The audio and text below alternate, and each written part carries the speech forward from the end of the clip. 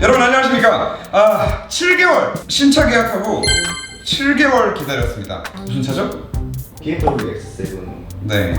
뭐 수원 기흥에 있는 BMW 전시장이에요. 그래서 원래 차주분께서 작년에 X7 이제 계약했다라고 이제 연락이 오셨었는데 회차를 파는 사람들 통해서 계약을 하셨어요. 뭐 원래는 보그를 사시려고 했는데 그 여러분들 많이 아시는 테슬라 편에 나오셨던 윤석진 대표님 있죠? 업무용 차니까 괜찮아. 근데 왜 담배를 피우고? 아이, 그 회차를 파는 사람들 윤석진 대표님의 꼬임에 넘어가서 X7을 어떻게 또 계약을 하셨더라고요. 자 보시겠습니다. 얘입니다.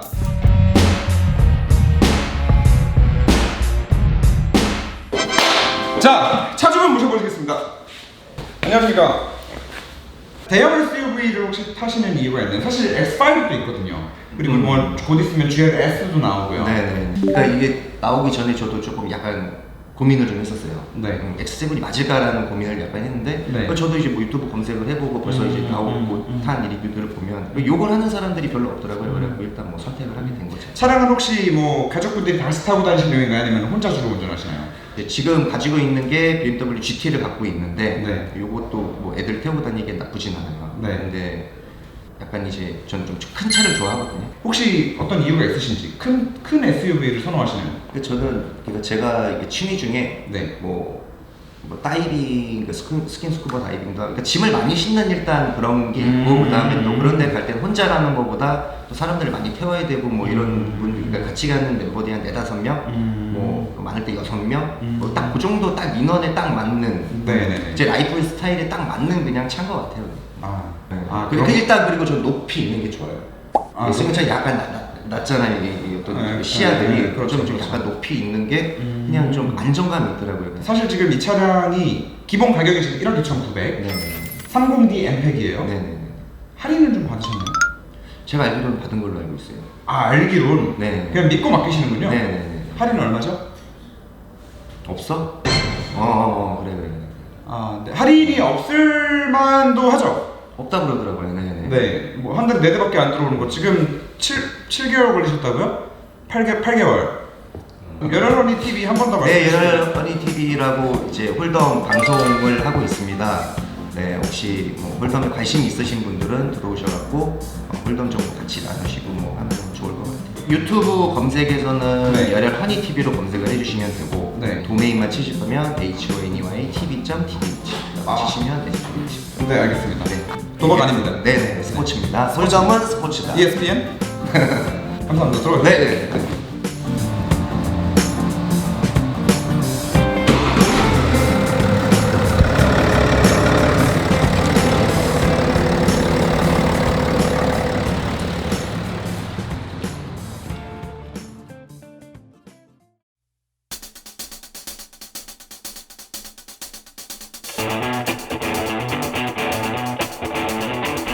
이런 초대형 럭셔리 SUV를 너무너무 사랑하는 사람으로서 이 X7을 얼마나 기다렸는지 모르겠습니다. 진짜 정말 아무리 생각해도 모르겠어요. 얼마나 기다렸는지. 너무 기다려서.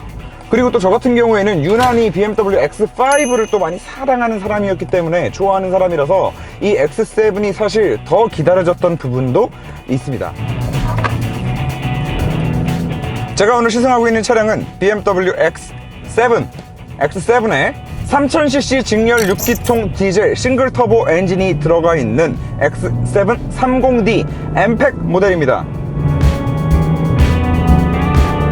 이 차 출시되고 나서 이런 뉴스 기사들 많이 보셨을 수도 있어요. 완판됐다, 너무 잘 팔린다, 반응이 너무 좋다, 뭐 이런 기사들 보셨을 수 있는데 그거 좀 한 가지 이상하더라고요. 아니 잘 팔린다는데 왜 길에서 안 보이는 거야 도대체?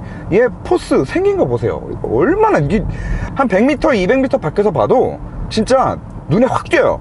정말 저 앞에 롤스로이스 뺨싸대기 때리는 그 웅장한 키드니 그릴 때문에 또 기본적으로 덩치도 있고 그래서 분명히 도로에 눈에 띄어야 되는 차량인데 완판됐다고 하는 것 치고는 너무 안 보이는 거야. 그래서 이상해서 알아보니까 완판된 건 맞아요. 완판된 건 맞는데 한국에 지금 월에 5대에서 10대 들어온대요. 그래서 결과적으로 지금 이 차량을 구매하려면 7개월에서 8개월 정도 대기를 하셔야 되고 당연히 대기가 있는 차량들은 할인이 없죠. 구매 고객이 밀려 있는데 뭐 한다고 BMW에서 미쳤다고 할인 판매를 하겠습니까? 네, 당연히 할인도 없어요. 근데 어쨌든 도로에서는 안 보인단 말이야. 아, 이거 뭔가 이상하다. 그래서 알아보니까 한국에 월에 5대에서 10대밖에 안 들어오는 이유가 이게 미국 생산인데 미국에서 지금 이게 월에 한 7, 8천 대씩 팔린대요. 7, 8천 대. 그래서 굳이 한국까지 배 태워가지고 뛰어 보내가며 미국에 있는 수요도 지금 다 감당을 못하는데 네, 한국에 줄 이유가 별로 없나 봐요, 현재는. 그런데 뭐 어쨌거나 미국에서도 그렇게 잘 팔리고 있다라는 것은 BMW가 어느 정도 자기들의 그 드라이빙 플레저를 잘 녹여낸 대형 럭셔리 SUV를 만들어낸 게 아닌가라고 생각이 듭니다. 그리고 지금 이 차량 가격이 1억 2,600이에요. 그리고 사실 1억 2,600이라고 하면 우리가 기존에 알고 있던 뭐 GLE, X5 요거보다 살짝 아래 사이즈로 포지셔닝 되어 있는 그 아이들과 가격 차이도 크지 않단 말이죠. 그리고 마찬가지로 미국에서도 굉장히 좀 공격적인 가격으로 판매를 하고 있다 보니까 뭐 그 모든 것들이 한데 모아져서 이런 흥행 돌풍을 이어가고 있는 게 아닐까. 하지만 어쨌든 한국에서는 좀 아쉽다. BMW 코리아가 미국을 들들 볶아서 좀 많이 수입해 와서 길에서 좀 많이 보였으면 좋겠다. 자, 뭐 이 X7의 시장 상황에 대한 얘기는 여기까지만 하고 네, 알콘 광고 보고 오시죠.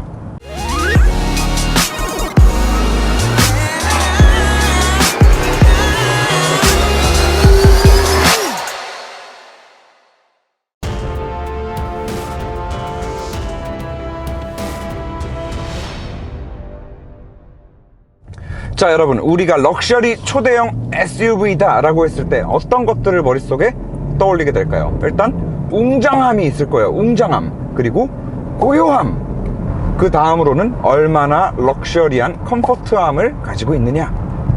뭐 이런 것들이 대형 럭셔리 SUV를 정의하는 수식어들이라고 생각을 합니다. 자, 일단 뭐 웅장함에 대해서는 뭐 아까도 제가 잠깐 말씀을 드렸지만 이건 진짜 뭐 최근에 BMW가 키드니 그릴을 이제 막 돼지코 막 이건 적당히 커졌을 때나 돼지코였지 이제는 돼지코라고 보기도 좀 그래. 아무튼 이 키드니 그릴을 어마어마하게 사이즈를 계속 키워왔는데 와, 이건 진짜 BMW가 지금까지 키드니 그릴을 키워왔던 게 이 X7을 위한 밑그림이었구나 라는 생각이 들 정도로 뭐 개인적인 겁니다. 이 대형 키드니 그릴이 이렇게까지 잘 어울리는 BMW는 본 적이 없어요. 이제는 단순히 야, BMW 콧구멍 엄청 커졌네. 야, 저게 뭐야? 쟤네 언제까지 키우려고 하는 거야? 그리고 인터넷에는 이 BMW의 계속 커져가는 키드니 그릴을 비아냥거리는 재미있는 이미지들도 많이 올라오고. 그런데 이 X7의 키드니 그릴은 이제 더 이상 저거 BMW의 키드니 그릴이 커졌구나 라는 느낌이 먼저 드는 게 아니라 와, 웅장하다, 멋있다 라는 생각이 먼저 들게 하는 디자인인 것 같습니다. 물론 가격 차이가 좀 많이 있다 보니까 뭐 딱 비교하기는 좀 그렇긴 하지만 롤스로이스 컬리넌 같은 경우에 그 그릴을 보고 야, 그릴이 너무 커서 못생겼어 라는 말은 아무도 안 하잖아요. 그 그릴이 있음으로 인해서 그 차량의 아이덴티티 그리고 그 차량의 포스가 만들어집니다. 웅장함이 만들어져요. 그런데 이 X7의 앞모습이 그렇다.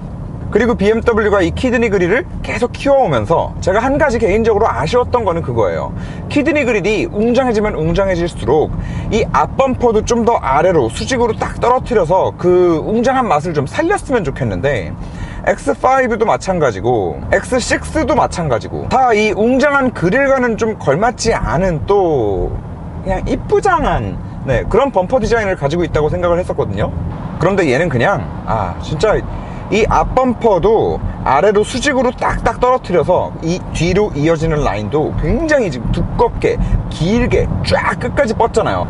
대형 SUV답게 이 루프 라인도 훨씬 더 굵직굵직해지고 정말 그 F바디 5 시리즈 이후로 가장 박수 쳐주고 싶은 디자인이에요.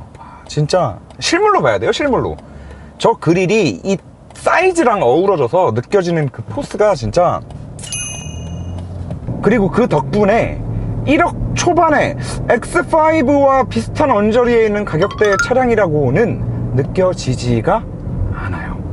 그리고 사실 그런 이 가격 대비 디자인 토스 이런 부분도 이 차량의 굉장히 큰 그 구매 욕구를 불러일으키는 그런 부분이 되지 않았을까 생각을 합니다. 자, 뭐 그렇게 웅장함에 대해서는 저는 그렇게 생각을 해요. 당연히 주관적인 겁니다.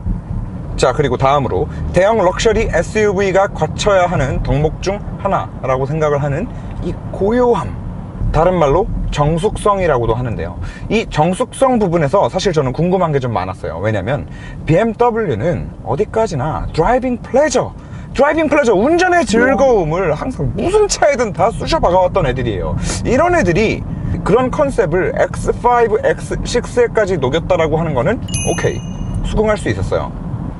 그러면 얘네가 X7은 과연 어떻게 만들었을까? X7에도 과연 또 그 짓을 했을까? 라고 좀 그게 궁금했었는데, 저 개인적으로는 안타깝게도 얘한테도 또 그 짓을 해놨어요. 기본적으로 이 디젤 차량들은 순수 엔진에서 나오는 배기음을 오롯이 다 들을 수가 없습니다. 그 이유는 가솔린 엔진에 비해서 아무래도 배기 라인에 뭐가 많이 걸려요. 일단 뭐 DPF가 엄청 큰 게 들어가고요, 중간에 막 요소수 쏘고요, 총매가 막 이만한 게 2개씩 들어가고요.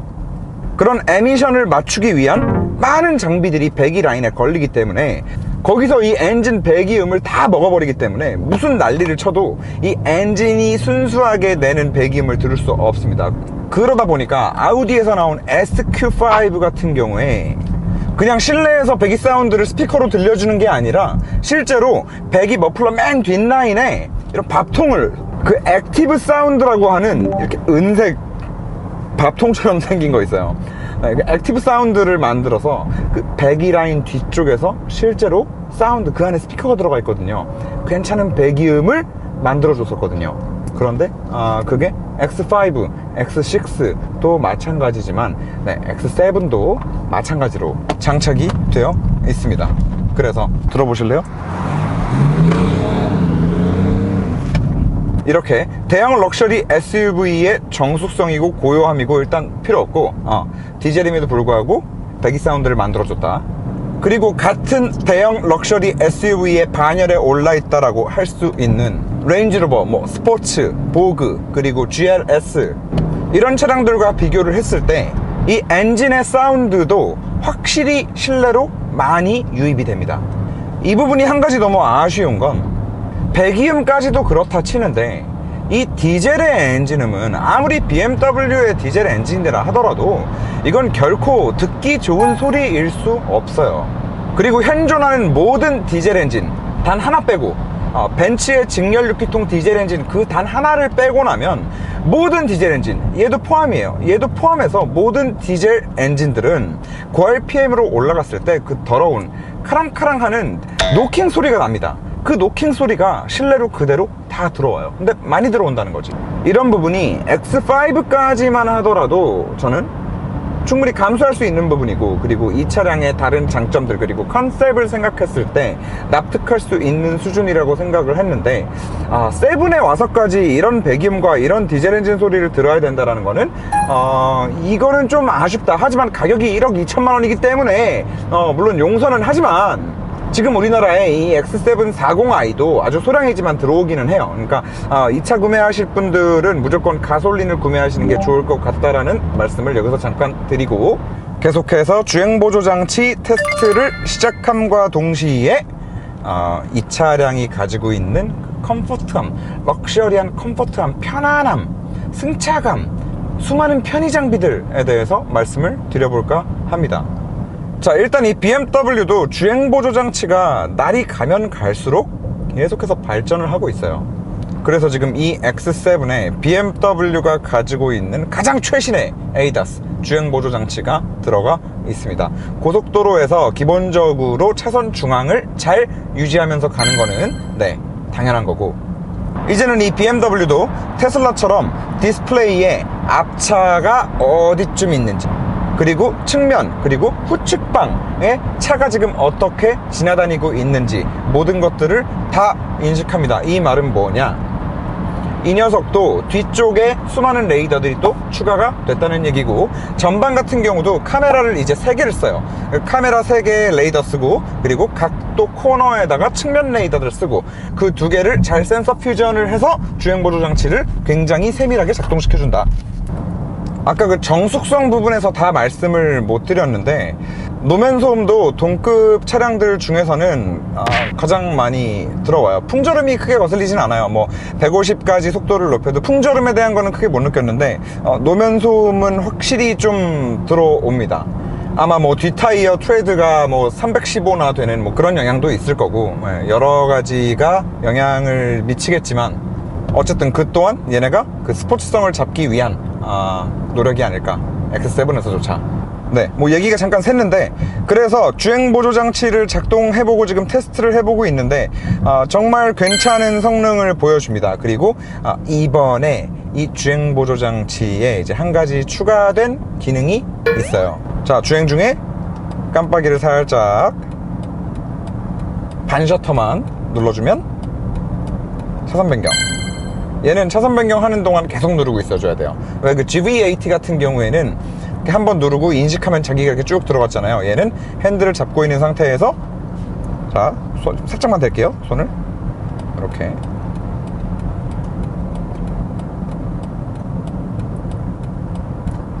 들어간다는 거.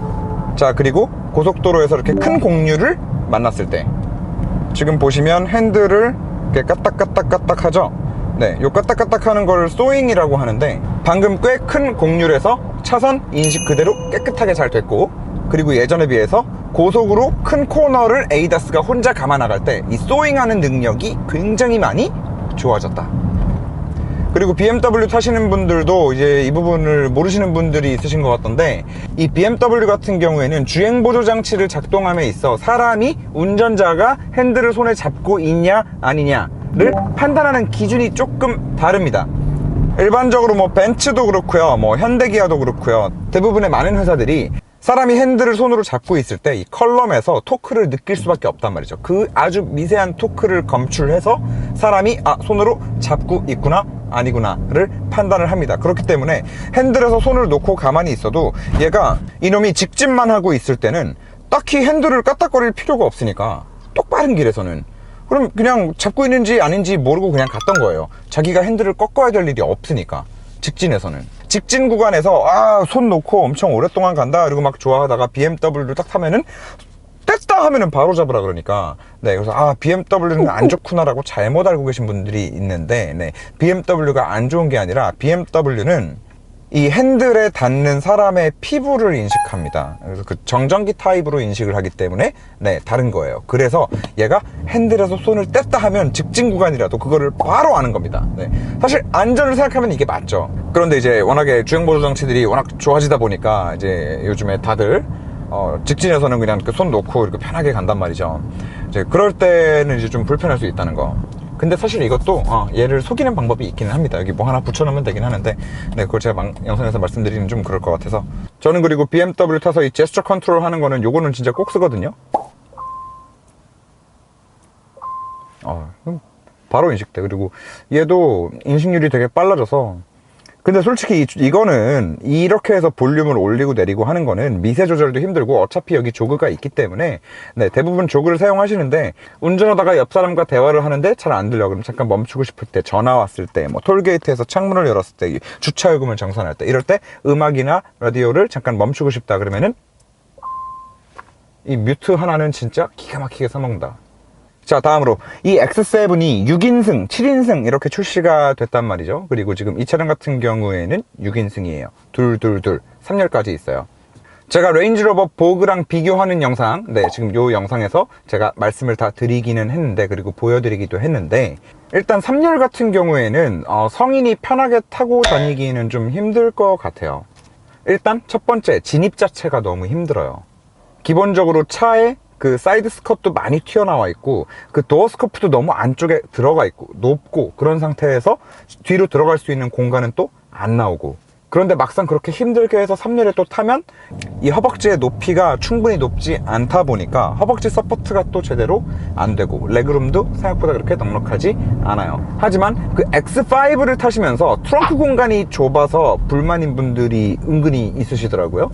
또 특히나 이제 골프 다니시는 분들, 아니면 애기 때문에 애기랑 같이 좀 장거리 이동을 자주 하시는 분들, 유모차 싣고 캐리어 싣고 이것저것 싣다 보면은 좀 작고, 골프 다니시는 분들도 골프백이 여유롭게 잘 안 들어가고, 이런 분들이 그냥 3열 접고 트렁크 공간을 조금 더 크게 쓴다, 아주 조금 더 크게 쓴다라는 차원으로만 생각을 해주시는 게 맞을 것 같습니다.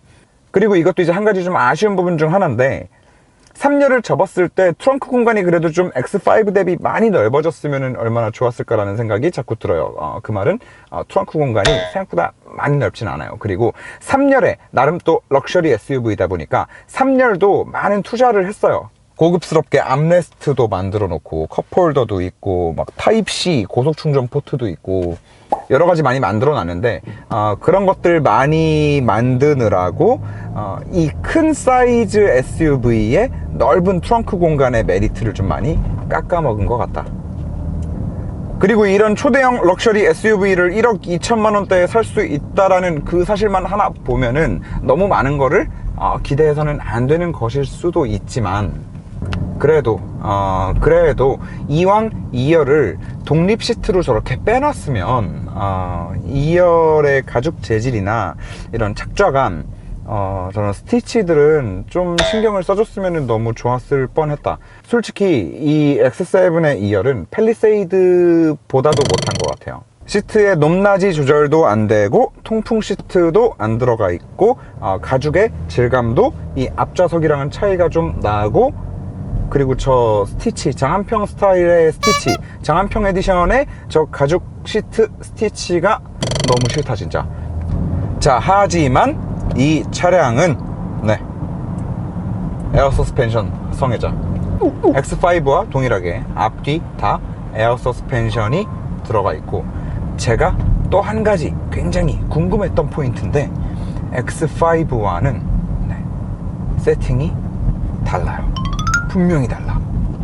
이번에 G바디에 오면서 X5의 에어 서스펜션을 채택을 하고 결과적으로 그 X5를 운전했을 때, 이전 세대 X5들은 절대 가질 수 없었던 고속에서나 저속에서나 느껴지는 그 잔 요철들과 큰 요철을 받아낼 때 그 소프트함, 그 전에는 커버할 수 없었던 영역까지 이제 커버가 된다라고 말씀을 드렸고, 그 에어 서스펜션이 들어감으로 인해서 그런 컴포트한 영역부터 좀 스포티한 드라이빙을 하는데 걸맞는 그런 댐핑 압력까지 이 조절할 수 있는 레인지 자체가 폭이 넓어졌다, 이렇게 말씀을 드렸었어요. 그런데 지금 얘는 자 70km 점프. 그렇지. 자, 한 번 더. 자, 떨어집니다. X5랑 분명히 달라요. X5보다도 훨씬 더 많이 컴포트한 영역을 커버할 수 있는 그런 세팅을 한 거예요. 그렇다고 지금 이 승차감이 뭐 레인지로버 보그급의 승차감을 보여준다라고 할 수는 없습니다. 그리고 이왕 얘네가 X7에도 드라이빙 플레저를 완전히 버릴 수는 없어 라고 마음을 먹은 이상, 레인지로버 보그급의 세팅은 할 수 있어도 못한 게 아니라 안 한 거라고 보는 게 맞겠죠. 기존의 X5 그리고 심지어는 7시리즈와 레인지로버 보그 사이에, 그 사이에 있는 컴포트함이라고 보시는 게 맞을 것 같고, 결과적으로 기존에 우리가 알고 있던 BMW에서는 느껴볼 수 없는 그런 승차감을 만들어줍니다. 이렇게 방지턱을 올라가서 차가 뜰 때, 그리고 떨어질 때, 차가 한번 붕 뜰 때 그 최고점을 찍는 그 구간이 있잖아요. 그 구간에서도 얼마나 소프트하냐. 그리고 당연한 얘기지만 최고 구간으로 떴다가 떨어질 때 차가 떨어지는 거를 받아주는 또 그 느낌이 얼마나 소프트하냐, 뭐 그런 것들인데, 다시 한번 강조해서 말씀드리지만 7시리즈의 승차감 그 이상을 가지고 있는 것 같습니다. 컴포트한 측면에서. 그리고 고속도로 주행을 하면서도 레인지로버 보그까지는 아니지만 그래도 어느 정도 요철을 만났을 때 이 요철을 바닥에서만 싹 걸러주고 차는 살짝, 아주 살짝 구름 위를 살짝 뜨는 느낌 정도. 다시 말씀드리지만 네, 보그급은 아니에요.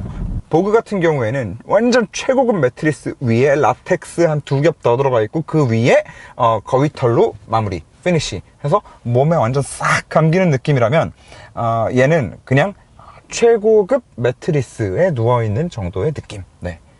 거기에 스포츠 모드를 눌렀을 때는 X5만큼은 아니지만 얘도 마찬가지로 이 댐핑 압력이 조절되는 게 완벽하게 몸으로 확 와닿습니다. 그리고 스포츠 모드에 들어가면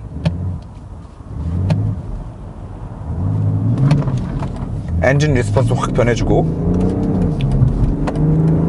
이 2.4톤의 이렇게 높은 차를 가지고 차선 변경을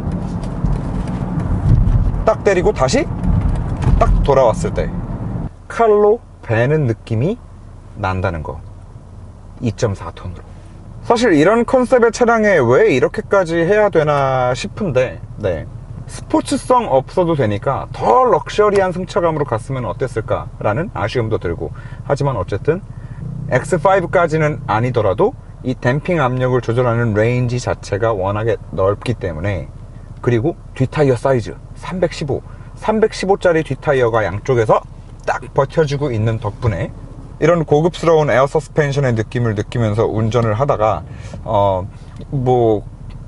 이렇게 하고 싶을 일이 있을지는 잘 모르겠지만 어쨌든 가능은 하다는 거. 그리고 이거는 뭐 예전부터 느꼈던 거지만, 이렇게 폭이 넓은 사이즈의 타이어를 사용하면서 도로에서 이렇게 롤이 없게 만드는 것도 참 대단한 능력인 것 같아요.